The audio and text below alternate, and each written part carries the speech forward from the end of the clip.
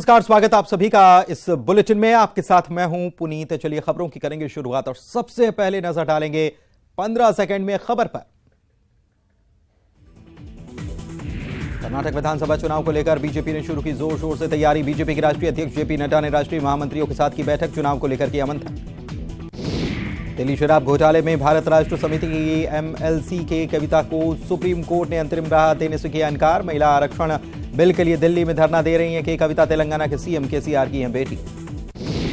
तमिलनाडु के डिंडीगुल जिले में कोडाई कनाल पहाड़ियों के जंगल में लगी आग भीषण हुई। आग बुझाने की कोशिश नाकाम, वन क्षेत्र के कुछ हिस्सों में लगी है आग।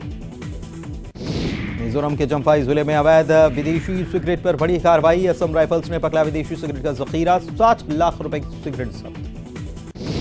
किन्नौर के नाको में आयोजित हुई स्केटिंग प्रतियोगिता। इंटरनेशनल बुक ऑफ रिकॉर्ड में दर्ज 12,000 फीट पर स्थित नाको झील पर हुई प्रतियोगिता। देश में H3N2 वायरस का कहर करना तो हरियाणा, गुजरात के बाद महाराष्ट्र के अहमदनगर में युवक की मौत। देश में अब तक 4 मरीजों की जा चुकी जान। एमपी विधानसभा में पुरानी पेंशन पर हंगामा। वित्त मंत्री जगदीश देवड़ा बोले कोई प्रस्ताव नहीं, कांग्रेस का सदन से वॉकआउट। पीएम आवास योजना को लेकर रायपुर में बीजेपी का प्रदर्शन, सैकड़ों कार्यकर्ताओं के साथ किया विधानसभा घेराव करने का प्रयास। ओम माथुर ने कहा सरकार के झूठ की खुली पोल तो बदलाव की चल रही बयार। सीएम ने कहा माइलेज नहीं मिलेगा। छत्तीसगढ़ में गोधन न्याय योजना के हितग्राहियों को सौगात, खाते में 7 करोड़ 4 लाख ट्रांसफर। अब तक 419 करोड़ 25 लाख का हो चुका भुगतान। छत्तीसगढ़ में कांग्रेस की सरकार नहीं बनी तो मुंडवा लूंगा मूंछ। खाद्य मंत्री अमरजीत भगत का बयान। नंद कुमार स्वाई की चुनौती पर पलटवार। दंतेवाड़ा में नक्सलियों और जवानों के बीच मुठभेड़, कोई हताहत नहीं। सर्चिंग के बाद विस्फोटक बरामद, कैंपिंग का सामान भी मौके से मिला। महासमुंद में दम घुटने से 5 मजदूरों की मौत। ईंट भट्टे पर सो रहे थे सभी मजदूर, धुएं में दम घुटने से गई जान। विदिशा के लटेरी में जिंदगी की जंग हार गया लोकेश, कड़ी मशक्कत के बाद भी नहीं बच सकी जान। कल से चलाया जा रहा था रेस्क्यू ऑपरेशन। बोरवेल हादसे के बाद एक्शन में भोपाल प्रशासन। कोलार में खुले बोरवेल को किया गया बंद, कलेक्टर के आदेश पर हुई कार्रवाई। बोरवेल में हादसों को लेकर भोपाल प्रशासन अलर्ट पर। खुले बोरवेल का पता बताने वालों को दिया जाएगा इनाम, पहचान रखी जाएगी गुप्त। जबलपुर में पूर्व बिशप पीसी सिंह के घर पर ईडी की दबिश। धर्मांतरण में राशि के दुरुपयोग का अंदेशा। ईओडब्ल्यू की कार्रवाई में मिले थे 1 करोड़ 65 लाख रुपए। दमों के हटा में रतनजोत के बीज खाने से 17 स्कूली बच्चे बड़े बीमार। स्कूल से घर लौटते समय खाए थे बीज, अस्पताल में भर्ती। शहडोल में खदान धंसने से 2 लोगों की मौत। ट्रैक्टर में मुरुम लोड करते वक्त हादसा, मौके पर पुलिस समेत प्रशासनिक अमला मौजूद। दमोह में हत्या के आरोपी के ठिकानों पर बुलडोजर। खेत में बनाए गए मकान को किया गया ध्वस्त। खेतों में लगी फसल पर भी चला बुलडोजर। आगर मालवा में H3N2 ने बढ़ाई स्वास्थ्य महकमे की चिंता। जिला अस्पताल में बढ़ रही मरीजों की संख्या, अभी नए वायरस की नहीं हुई पुष्टि। तमिलनाडु में फंसे मजदूरों को लाया गया वापस। नारायणपुर में हुई 8 बंधक मजदूरों की वापसी। बंधक बनाकर मजदूरी कराने का आरोप। कांकेर में न्यूज 18 की खबर का बड़ा असर। ग्रामीण से मारपीट करने के मामले में एक्शन। आरोपी बीट गार्ड को वन विभाग ने किया सस्पेंड। कवर्धा में बच्चों के साथ मारपीट के मामले में कार्रवाई। 7 नाबालिग समेत 8 छात्रों पर मामला दर्ज। हॉस्टल सुपरिंटेंडेंट को हटाया गया। मनेन्द्रगढ़ में शोपीस बना स्टॉप डैम और नहर। 17 सालों से किसानों को खेत में पानी का इंतजार। 2 करोड़ 17 लाख रुपए की राशि खर्च करने के बावजूद भी नहीं हुआ पूरा काम। छत्तीसगढ़ में रेल यात्रियों की बड़ी मुश्किलें। दुर्ग की जगह बिलासपुर से रवाना होगी कटनी रूट की ट्रेनें। 8 ट्रेनों के गंतव्य स्टेशन में किया गया बदलाव। भोपाल में बदला मौसम का मिजाज। राजधानी के कई इलाकों में हल्की बारिश। बेमौसम बारिश से किसानों की बढ़ी चिंता। आइए खबरों को देखते हैं अब विस्तार से। बात मौत के बोरवेल की, और फिर दोषी कौन है, गुनहगार कौन है और कौन है जिम्मेदार। क्या धरती को चीर कर पानी की खातिर किया गया वो गहरा अंधेरे से भरा हुआ बोरवेल जो निगल लेता है कई मासूम जाने, या फिर जमीन में बोरवेल कराने वाले वो मतलबी जो मतलब पूरा हो जाने के बाद छोड़ देते हैं उस गड्ढे को किसी नन्ही सी जान को निकल जाने की खातिर, या फिर वो भी जो एक एक करके लगातार होती नन्ही मौतों के बावजूद भी कोई ठोस कदम नहीं उठा रहे।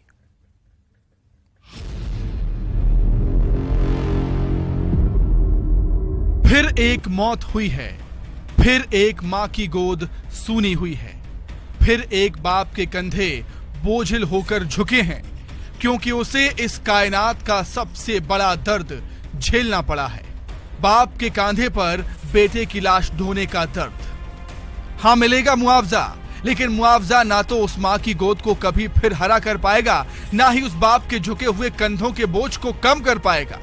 प्रिंस से शुरू हुआ मासूम जानों को ग्रस लेने का सिलसिला है कि थमता ही नहीं है।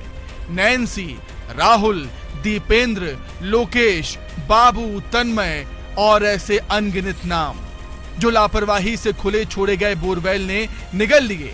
कुछ खुशकिस्मत थे जो बच गए, लेकिन जो ना बच सके वो बहादुर थे, क्योंकि आखिरी सांस तक वो लड़ते रहे उनकी जान के गुनहगारों के लापरवाही भरे खुले बोरवेल के भीतर। और लड़ा तो 7 साल का लोकेश भी था विदिशा के लटेरी में पूरे 24 घंटे तक, लेकिन जब तक उस तक मदद के हाथ पहुंचे उसे भगवान ने अपने पास बुला लिया। मंगलवार सुबह 11 बजे लोकेश बोरवेल में गिरा था। तब दादी उसके साथ थी, मजदूरी करने खेत पर आई थी, लेकिन तभी बंदरों के पीछे मस्ती में भागता 7 साल का लोकेश बोरवेल में गिर गया। आधे घंटे के भीतर ही तमाम मदद भी वहां पहुंच चुकी थी। सरकारी अमला, बचाव दल, जेसीबी, डॉक्टर, ऑक्सीजन, सब कुछ। लेकिन 24 घंटे तक चले रेस्क्यू के बाद जब लोकेश को बाहर निकाला गया तो उसकी सांसें उखड़ चुकी थी। हालांकि इससे पहले 65 फीट गहराई के बोरवेल में 45 फीट पर फंसे लोकेश को निकालने के लिए दिन रात कोशिश की गई, लेकिन कामयाबी नहीं मिल सकी। अगर कोई बोरवेल में फंसी जान की मुश्किलों के बारे में गहराई से सोच भर ले तो उसकी सांसें फूल जाएं। फिर वो मासूम तो घंटों घुटते दम तक आखिरी सांसों के लिए लड़ता रहा। मध्य प्रदेश में ही बीते कुछ महीनों में ये चौथा मामला है। मामला इसलिए क्योंकि ये हादसा नहीं, दुर्घटना नहीं, बल्कि खुली लापरवाही का मामला है। बैतूल और छतरपुर में 3 मामलों के बाद ये चौथी घटना थी, लेकिन अफसोस की सबक लेने को कोई तैयार ही नहीं। संबंधित जो भी वहाँ के एडमिनिस्ट्रेटिव ऑफिसर्स हैं, उन लोग सभी लोगों को निर्देश जारी हुए थे कि वो एक बार भौतिक सत्यापन करा लें। कोई भी खेत हो ऐसा जहाँ पर खुला बोरिंग हो, कोई ऐसा साइट हो जिसमें खुला बोरिंग हो जो कि किसी बच्चे के लिए, किसी जीव के लिए हानिकारक हो सकता है, जानलेवा हो सकता है, उनको बंद कराने के उनके सर्वे के निर्देश दिए गए थे। कोई दोषी पाता तो उन पर कार्रवाई के निर्देश दिए गए थे। ये सारे निर्देश उस समय दिए गए थे हम लोग के द्वारा। सर, फील्ड पर स्टाफ भी गया था और किस तरह से बोरवेल्स बंद करवाए गए? देखिए, कई बोरवेल बंद कराए गए थे। अपडेटेड इन्फॉर्मेशन जैसे मैंने आपसे कहा अभी कि अद्यतन आंकड़ा आज शाम तक आने की उम्मीद है। बाकी फिर भी मल्टीपल्स ऑफ हंड्रेड्स में बोरिंग बंद कराए गए। बच्चों का सवाल है। हर इंसान के लिए, हर पेरेंट्स के लिए उनका बच्चा बहुत कीमती होता है, पर हर 2-3 महीने में, 15 दिन में ये सारी खबर आती रहती है कि बच्चे बोरवेल में गिर रहे हैं और रेस्क्यू में भी टाइम लग जाता है। तो मुझे ऐसा लगता है कि ये जो मामला है, ये जो सारी चीज़ें हो रही है, इसका एक ही निदान है कि जहाँ पे अगर यूज़ नहीं हो रहा है बोरवेल, उसको अगर सही तरीके से ढक दिया जाए या सही तरीके से रखा जाए, क्योंकि बच्चे हैं, बच्चे तो खेलेंगे, खेत पे जाएंगे, जहीं भी खेलेंगे, पर अगर उसका ध्यान रखा जाए तो मेरे ख्याल से बहुत सारे लोगों का जान बच सकता है, बहुत सारे बच्चों का जान बच सकता है। ये बहुत इम्पोर्टेंट है। पूरे देश में बोरवेल मासूम बच्चों को निगल रहे हैं, लेकिन मजाल कि कोई वक्त से जाग जाए, सरकार कह दे कि कल से सारे खुले बोरवेल किसी भी कीमत पर बंद कर दिए जाएंगे, पाट दिए जाएंगे, ढक दिए जाएंगे, और जहां बोरवेल खुला मिलेगा जुर्माना ठोका जाएगा। हाँ, अभी बीते दिसंबर में ही बैतूल में जब 5 साल के मासूम तन्मय को बोरवेल ने निगला और न्यूज 18 ने इस मामले को गंभीरता से उठाया, तो कलेक्टर ने जरूर खुले बोरवेल खोजने और भरने के आदेश दिए थे। तभी अगर बाकी जिले भी सबक लेते या सरकार खुद इसके आदेश जारी करती तो प्रदेश का कोई बोरवेल खुला न रहता और ना ही मासूम जान उसमें फंसती। लेकिन अफसोस की विदिशा में एक और मासूम की मौत के बाद जिला प्रशासन जागा। वहीं मुख्यमंत्री ने भी निर्देश दिए हैं कि हर जिले में अब खुले बोरवेल की जांच की जाए। कई बार कई किसान लोग अपने बोर को बगैर बताए और उसकी प्रशासन को सूचना नहीं मिलती है, उस कारण से घटनाएं हो रही है। सामान्यतः लोग जो निगाह में आ जाते हैं सबकी, वो बोर तो बंद कर देते हैं, परंतु जो जहाँ दूसरे अन्य लोगों का आना जाना नहीं होता है वहाँ के बोरों में घटनाएं सामान्यतः हो रही है। और इसलिए मैं तो यही कहूँगा आपके चैनल के माध्यम से कि समाज के लोग जो बोर का उपयोग करते हैं, कृपया बोर को ओपन न रखें। किसी भी मासूम की जान उसमें जा सकती है, ये समाज में भी जागृति की आवश्यकता है और प्रशासन भी उस पर कार्रवाई करेगा। ये बोरवेल के लोग यूज कर लेते हैं और उसके बाद छोड़ देते हैं, खुले छोड़ देते हैं। इसमें कई दुर्घटनाएं हो गई, कई बच्चे इसमें शांत हो गए हैं और इस प्रकार से इनकी चिंता करनी चाहिए। इन बोरवेल का यूज करके इनको कम से कम ढक देना चाहिए और मजबूती से ढकना चाहिए कि जब किसी को खोलना हो तो उसका यूज करना हो तो उसको करे और उसके बाद तुरंत ही उस प्रकार की शासन प्रशासन की व्यवस्था होनी चाहिए।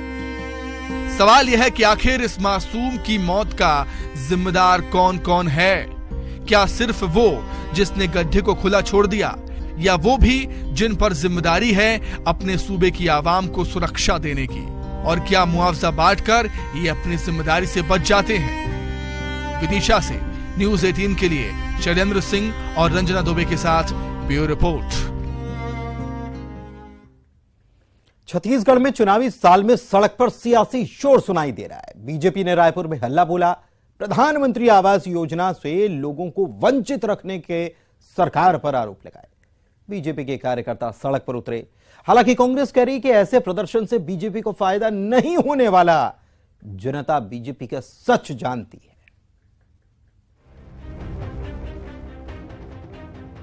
छत्तीसगढ़ में चुनावी साल में नेता सड़कों पर हैं। ये तस्वीरें रायपुर की। बीजेपी ने हल्ला बोला है। पार्टी के हजारों कार्यकर्ता विधानसभा का घेराव करने निकले हैं। बीजेपी प्रधानमंत्री आवास योजना से लोगों को वंचित रखने का आरोप प्रदेश की सरकार पर लगा रही है और लोगों को उनका हक दिलाने के लिए सड़क पर उतरी है। बीजेपी ने इस आंदोलन को मोर आवास मोर अधिकार नाम दिया। पार्टी ने इसमें अपनी ताकत झोंक दी है। प्रदेश अध्यक्ष अरुण साव इस दौरान आवासहीन हितग्राहियों के पैर पखाड़ते हुए नजर आए।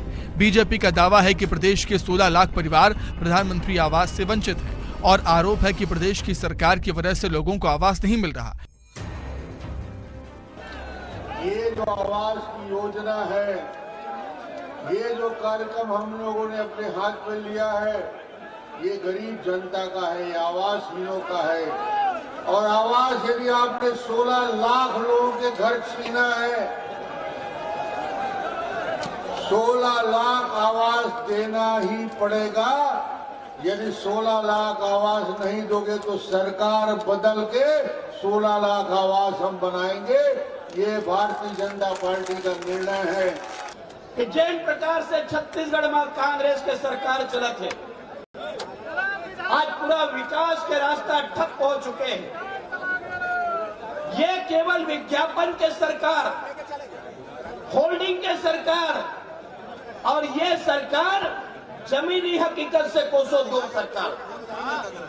विधानसभा के माध्यम से सरकार में नकल कसे के कोशिश करे हैं और एक जिद का बात होकर खुलासा करे हैं ये सरकार कौन प्रकार से चलत है। अभी 3 दिन पहले बोला, जब हमारे वायुमंडल गांव बनने लगा तो भूपेश जी बोले मैं नया सर्वे करवाऊंगा। अरे मेरे भाई, क्या तुम्हारी पार्टी के सर्वे को भी झुटला रहे हो क्या? 2011 के सर्वे के आधार पर दिल्ली से जो लिस्ट आई, मैं उस डिटेल जाना नहीं चाहता, उस लिस्ट के आधार पर हमारे नागरिकों को आवास मिलना चाहिए था और 8 लाख से ज्यादा लोगों को इन 4.5 वर्षों में भूपेश सरकार ने आवास से आवास विहीन रखा। इसका पाप जरूर लगेगा इनको, जनता छोड़ेगी नहीं। और उन्होंने केंद्र और राज्य के साथ मिलकर ताकि हम देश के बेघर को घर देने का काम करें। लेकिन छत्तीसगढ़ में जिस तरह आज प्रधानमंत्री आवास योजना के तहत जो छत्तीसगढ़ के लाखों बेघर को घर मिलनी चाहिए, वह छत्तीसगढ़ के मुख्यमंत्री जो चार्जशीटेड मुख्यमंत्री है, क्या मुख्यमंत्री है? आरोपित नहीं, चार्जशीटेड मुख्यमंत्री गरीब के घर को रोकने का काम किया। ये गरीब विरोधी सरकार है कि नहीं? तो ऐसी सरकार को आने वाले समय हमें उसे सबक सिखाना।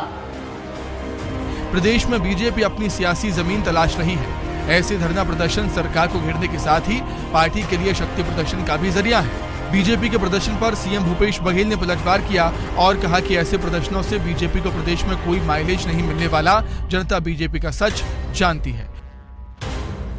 भारतीय जनता पार्टी के पास अब कोई मुद्दा रहा नहीं, न किसानों का, न मजदूरों का, न नौजवानों का, न गरीबों का। सबके लिए हमारी सरकार ने योजना बनाई है।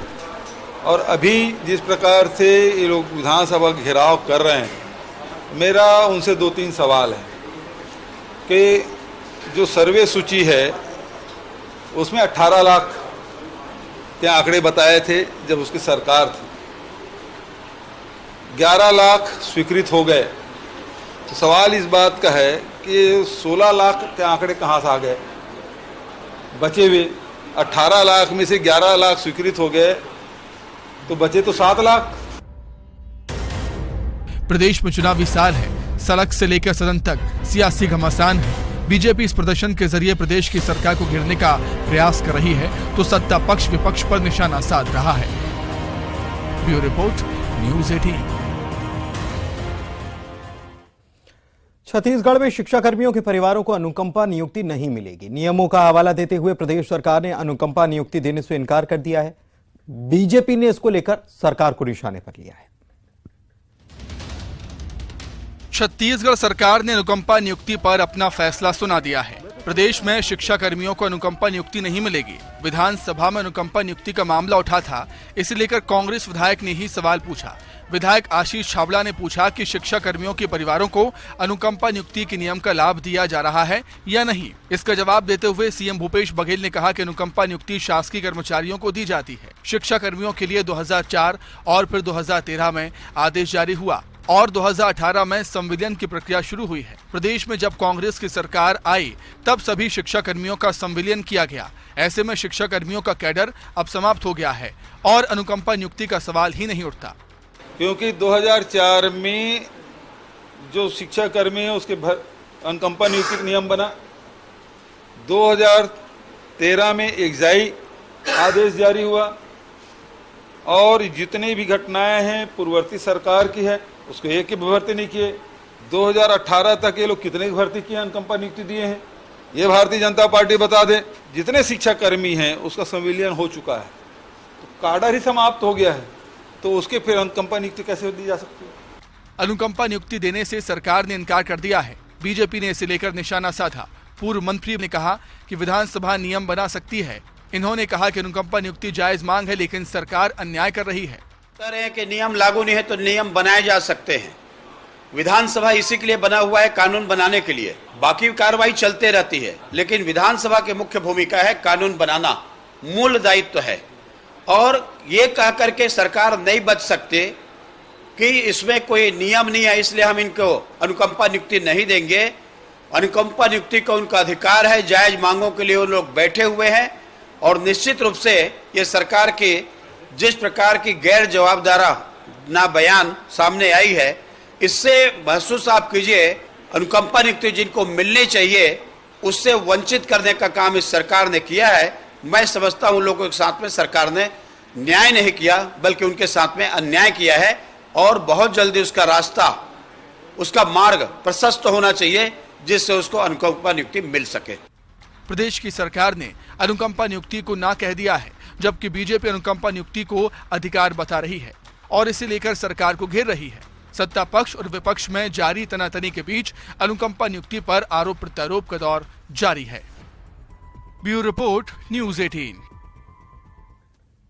देश का सबसे स्वच्छ शहर इंदौर दिनों दिन नए कीर्तिमान गढ़ रहा है। इसी कड़ी में शहर की बेटी अब संयुक्त राष्ट्र संघ में देश का प्रतिनिधित्व करेंगे। यूएन मानव अधिकारों को लेकर चल रहे सम्मेलन में इंदौर की रोहिणी घाघरी भारत का पक्ष रखेंगी। रोहिणी जिनेवा में रहकर पीएचडी की पढ़ाई कर रही हैं और 16 मार्च को संयुक्त राष्ट्र को संबोधित वे करने वाली हैं।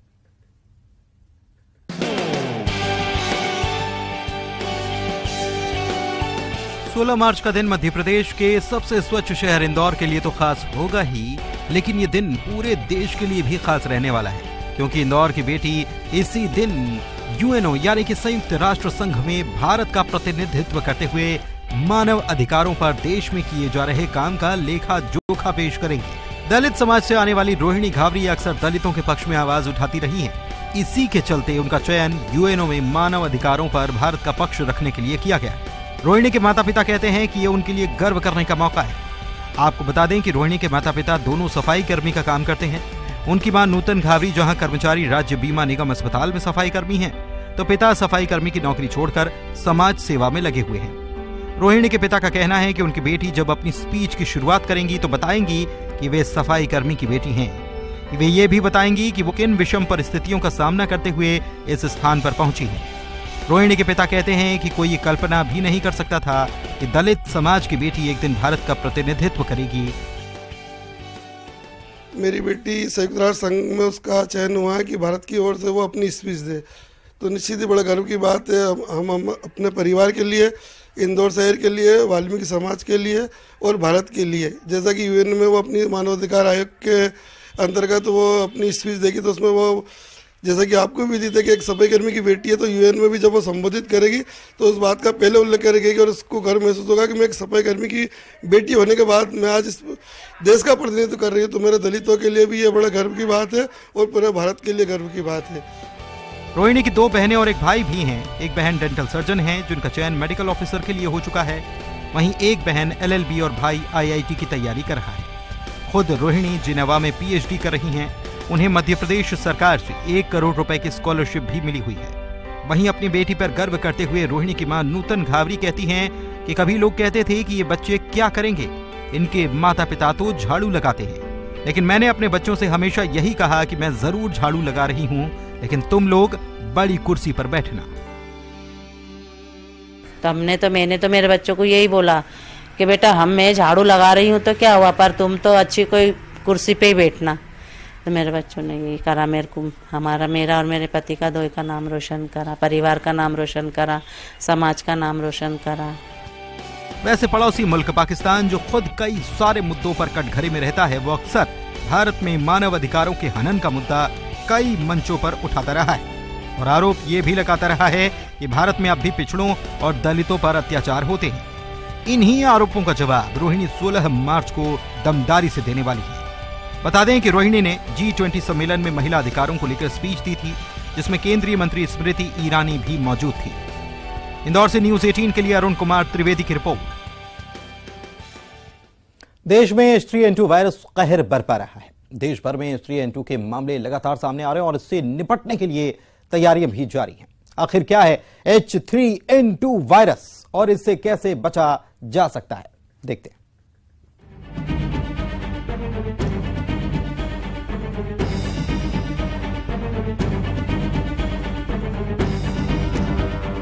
देश भर में H3N2 वायरस का कहर बढ़ता ही जा रहा है।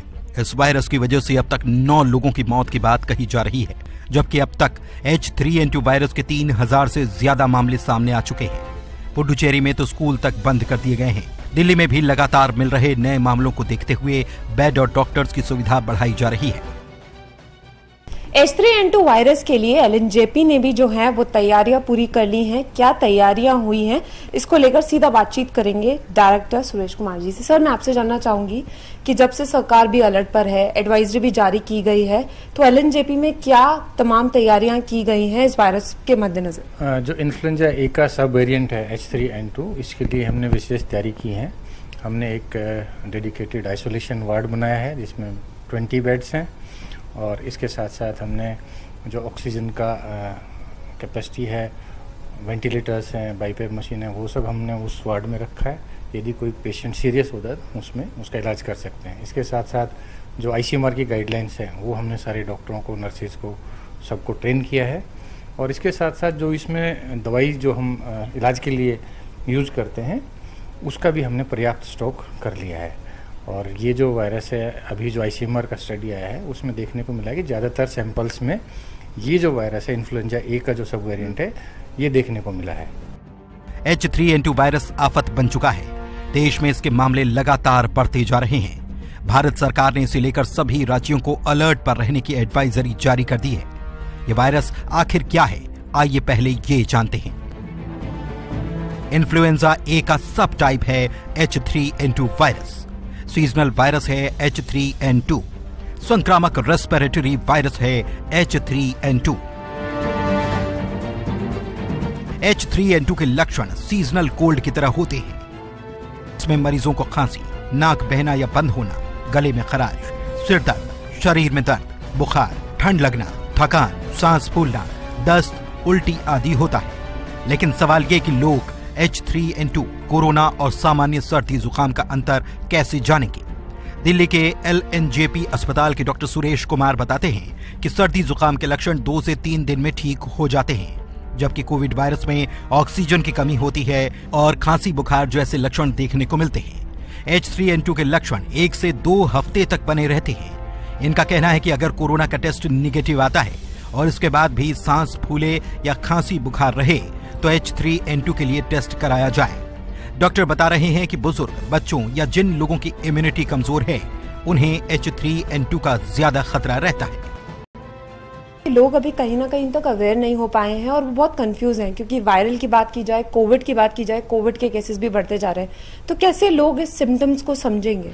देखिए, 3 बातों को हमें समझना चाहिए। Number 1, common cold. Common cold, गला खराब होना, वो एक अलग बीमारी है। दूसरा, कोविड वायरस, कोरोना का इन्फेक्शन। और तीसरा, ये जो H3N2 का जो वायरल इन्फेक्शन है ये। सो जो कॉमन कोल्ड होता है उसमें 2 से 3 दिन तक नाक बहता है, बुखार आमतौर पे नहीं होता है और सेल्फ लिमिटिंग होता है। 2-3 दिन में लक्षण जो कॉमन कोल्ड के वो ठीक हो जाते हैं। इसके साथ साथ जो कोरोना है, कोरोना में ऑक्सीजन की कमी होती है, सांस में तकलीफ होती है, खांसी होती है और बुखार होता है। ये जो H3N2 वायरस है, इसमें जो सिम्टम्स हैं वो लंबे टाइम तक रहते हैं, 1 से 2 हफ्ते तक रहते हैं। और यदि किसी को कोरोना का टेस्ट नेगेटिव है और फिर भी सांस फूल रहा है, खांसी है, बुखार है, तो उसको RT-PCR इस वायरस के लिए, इन्फ्लुएंजा का जो ये वायरस है, करंट स्ट्रेन है H3N2, इसके लिए कराना चाहिए। ये वायरस काफी संक्रामक है और खांसने, चीखने से फैलता है। इससे बचने के लिए सावधानी बेहद जरूरी है। आइए जानते हैं H3N2 से सुरक्षा के लिए किस तरह की एहतियात बरतनी चाहिए। वायरस से ऐसे बचें, हाइजीन का ध्यान रखें, साबुन से हाथ धोते रहें, भीड़ भाड़ वाली जगहों से बचें, मास्क का इस्तेमाल करें, पर्याप्त तरल का सेवन करें। इसके साथ ही डॉक्टर इसमें एंटीबायोटिक ना लेने की सलाह दे रहे हैं। सर, एक अंतिम चीज समझना चाहूंगी, जैसे कोविड में लॉन्ग कोविड सिम्टम था, इसमें लॉन्ग वायरल सिम्टम बताया जा रहा है कि लोगों को उसके बाद भी जो है वो दिक्कतें हो रही हैं एक बार ठीक होने के बाद, तो ये क्या है? काफ़ी सारे जो लोग हैं वो सेल्फ मेडिकेशन कर रहे हैं, एंटीबायोटिक खा रहे हैं, अपनी मर्जी से अमोक्सिसिलिन या एजिथ्रोमाइसिन खा रहे हैं। वो इस वायरस में नुकसान करती है, कोई फ़ायदा नहीं करती है क्योंकि ये बैक्टीरियल इन्फेक्शन नहीं है, वायरल इन्फेक्शन है। सो एंटीबायोटिक का इस वायरस में कोई रोल नहीं है, नहीं लेने चाहिए। इसके विपरीत इसमें जो दवाई काम करती है वो एंटीवायरल ड्रग है, ओसेल्टाइमविर दवाई है, जो कि सभी बड़े अस्पतालों में फ्रीली अवेलेबल है। वो डॉक्टर की सलाह से ही लेनी चाहिए। अब डॉक्टर सुरेश को सुन रहे थे, जो बता रहे थे कि किस तरीके से LNJP में तमाम तैयारियां की गई हैं H3N2 वायरस को लेकर, और लोगों को बार बार ये सलाह दी जा रही है कि वो एंटीबायोटिक्स का सेवन ना करें। कैमरामैन हरीश के साथ फराह खान, न्यूज़ 18 दिल्ली। लद्दाख से आई दिलचस्प तस्वीर दिखाते, वीडियो दिखाते जिसमें शिकार करते हुए शिकारी नजर आ रहा है। और ये शिकारी कोई मामूली शिकारी नहीं, बल्कि इस शिकारी का नाम है स्नो लेपर्ड, जिसे गोस्ट ऑफ द माउंटेन यानी कि पहाड़ों में रहने वाला भूत भी कह दिया जाता है। यह वीडियो 13 मार्च का बताया जा रहा है, जहां उल्ले श्यापू उरियल के पास शिकार की यह घटना सामने आई। सांसों को थमा देने वाली इस तस्वीर में साफ नजर आ रहा है कि स्नो लेपर्ड अपने शिकार को आखिर तक छोड़ने के लिए तैयार ही नहीं होता। वो जितनी तेजी से पीछा करता है उतनी तेजी से शिकार अपनी जान बचाने की कोशिश जरूर करता है, लेकिन आखिरकार शिकार की हार और शिकारी की जीत होती है। सबसे खास बात यह कि इतने ऊंचे पहाड़ से नीचे की तरफ आते हुए तेंदुआ शिकार पर लपक रहा है और शिकार करने के बाद अपने शिकार के साथ वापस वो इसी ऊंचे पहाड़ की तरफ चढ़ भी रहा है।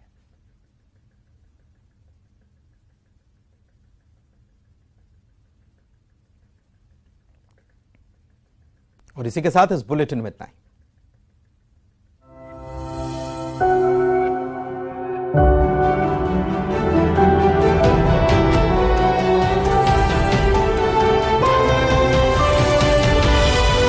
Poonawalla FinCorp presents News 18 Rising India Real Heroes।